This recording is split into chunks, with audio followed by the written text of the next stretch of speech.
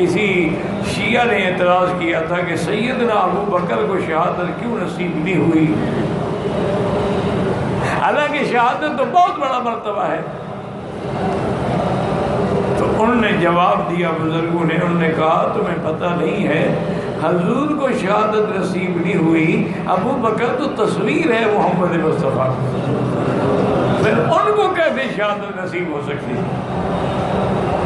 حضور کو بھی شہادت کا مرتبہ اللہ نے دیا کہ جب موت کا وقت آیا تو آپ نے فرمایا یا عائشہ ھذا اوان انقطاع ابہری، اس وقت میری آنتیں کٹ رہی ہیں، من سم الذی اکلت بخیبر، وہ جو مجھے خیبر میں زہر دی گئی تھی اس کا اثر آج ظاہر ہو رہا ہے، تاکہ اللہ کا نبی بھی شہادت کے مرتبے پہ فائز ہو جائے۔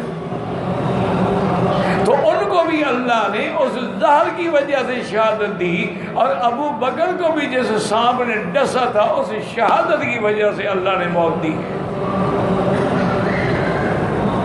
اور دوسرا انہوں نے کہا ظالمو غور کرو، حضور پاک آپ شہید نہیں ہوئے لیکن آپ کا نواسہ حسین شہید ہوا ہے،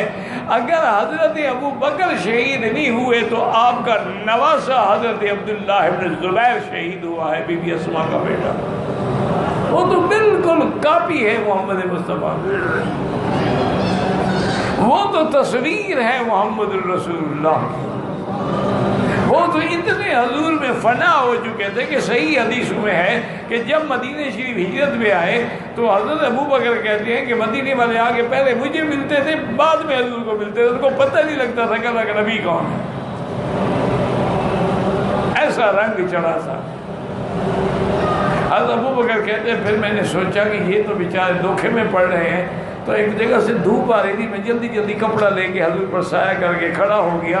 ایک تو دھوپ نہ آئے اور دوسرا پتہ لگ جائے کہ خادم کون ہے اور مخدوم کون ہے۔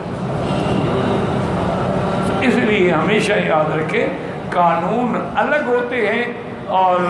اللہ کے انعامات الگ ہوتے ہیں، جہاں اللہ کی مدد آتی ہے پھر وہاں قانون نہیں، وہاں تو پھر اللہ کی رحمت ہی ہے۔ کافر ہی پلید ہے تو اس کی ہر چیز پلید ہے، جیسے کتا پلید ہے اس کا پسینہ بھی پلید ہے، خنزیر پلید ہے اس کا پسینہ بھی پلید ہے، وہ تو عام حلال جانور کی بات ہو رہی ہے۔